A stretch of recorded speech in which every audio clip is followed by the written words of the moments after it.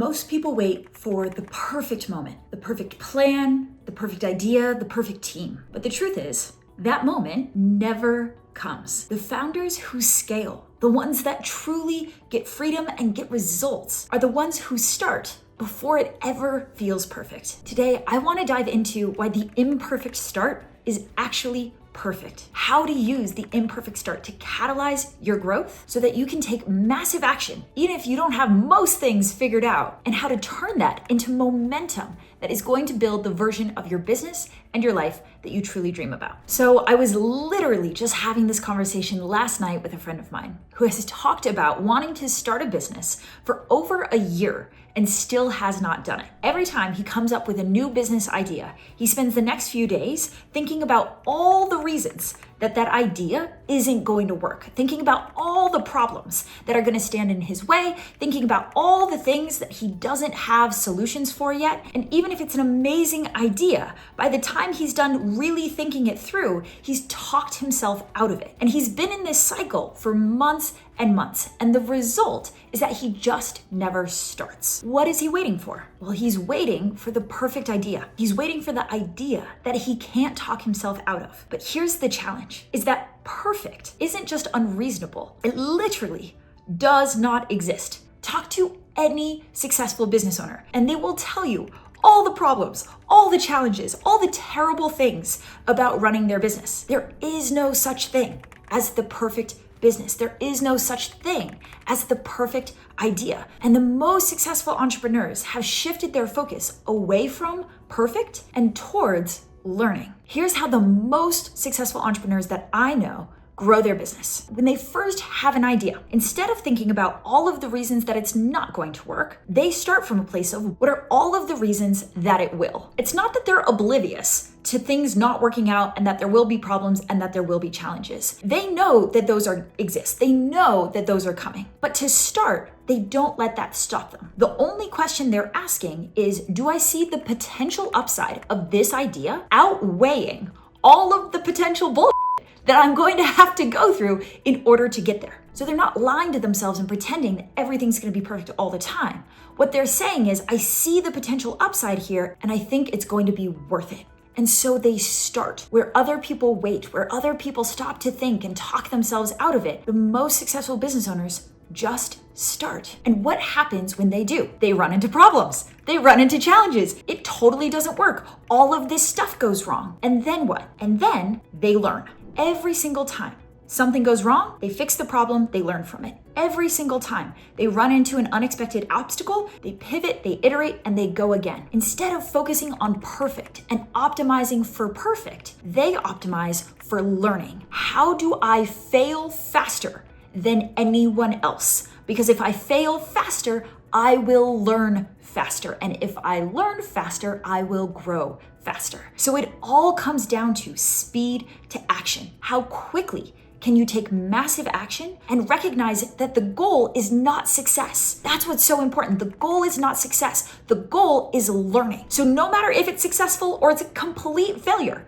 so long as we have learned, that is a success. We have moved forward. Because the best entrepreneurs know that the only way to success is to fail your way to success. And so they're interested in failing as fast as possible and many times as possible so that they can get through that initial learning curve and arrive at success on the far end. So when you are starting a business, success, it comes down to speed, it comes down to learning, and it comes down to how quickly can you fail? Instead of waiting for the perfect idea that will never come, instead expect that every single idea is going to have problems, challenges, and failures, and reframe what you're waiting for away from perfection and towards how quickly can I learn, and is the potential upside worth the cost of learning? Now, that's for when you're starting. Where it gets really fun is that once you begin to scale your business, the entire thing flips. Founders have to do a literal 180-degree turn on this behavior, on this practice,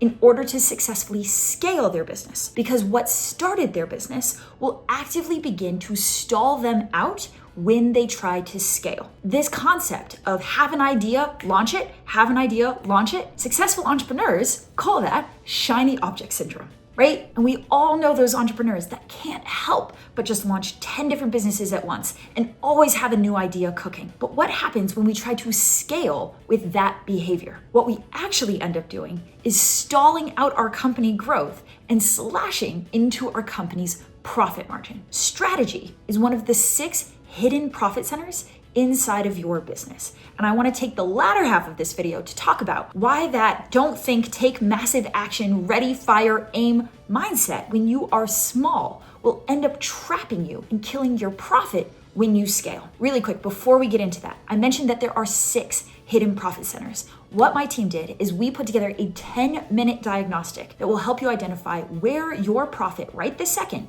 is leaking out of your business across 6 hidden profit centers. It's going to tell you where your profit is hiding in plain sight and what you can do to take that profit off the table. If you want that, you can grab it. It's down in the description, because as we're about to see, how we set strategy might be the reason that our profit is disappearing out from underneath us as we grow our business bigger and bigger. So how does this work? You can think about strategy as setting the direction where you flow the energy inside of your business, right? So you as a person, you have finite energy. Your team as a resource, they have finite energy.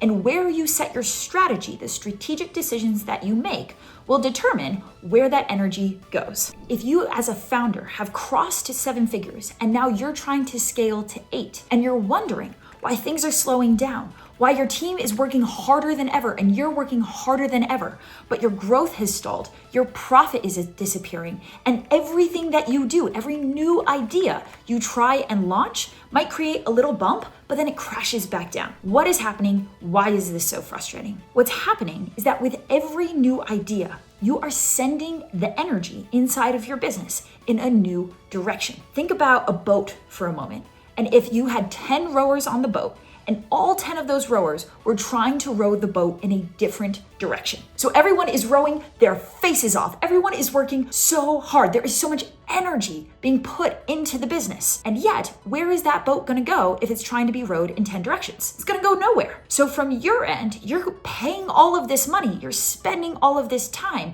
and your business feels like an energy black hole. It's just consuming it, and it's not producing more growth. And even though you're spending more money, it's not producing more profit. So this is the way in which strategy is one of those hidden profit killers, because what we think we're doing is the same thing that worked for us when we were small, which is have an idea, don't think about it, launch it, and we're gonna learn on the way. But now that you are bigger, every single time you launch a new idea, you are siphoning some of your team's energy away from the direction they were rowing into this new direction. If we want to maximize scale, if we want to maximize profit, then we have to actually unlearn what we learned at the beginning. We have to unlearn the imperfect start. And while we still certainly are not going for perfect, we need to install systems that help us say no, that help us take all of those new ideas that still come and systematically sort through them so that we can eliminate more ideas than we say yes to. The reality is that our team only has so much energy. They can only row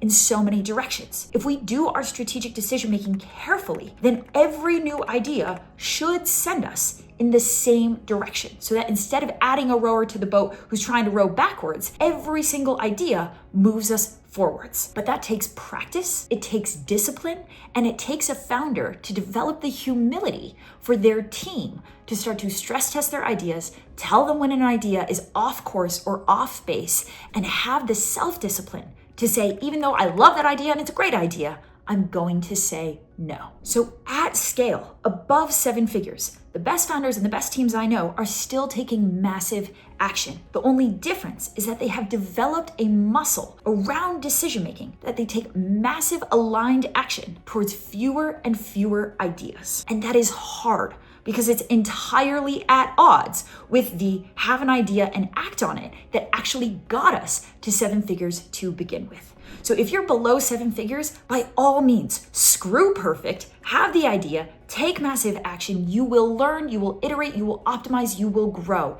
And that speed to learning is the new North Star metric that you need to optimize for. As you do that successfully, as you grow, as you scale, as you cross the 7-figure mark, recognize that that muscle, that habit is going to need to change. We still have great ideas, we still take massive action, but we install a step right in the middle of there, which is careful reflection, stress testing, devil's advocate, and strategic analysis to make sure that the ideas that we end up saying yes to are the ones that allow our boat to continue to row in the same direction. If right now you're like, oh my God, this is me, I have way too many ideas, I'm working way too hard on too many things, and I'm not creating leverage, I'm not actually getting that much done, then I have an entire framework that I want to walk you through to help you systematically look at where is your time going and what can you immediately start eliminating off of your plate to free up time. So I created an entire video, how to get more done in 1 week than most CEOs get done in like a year. Go ahead, check it out,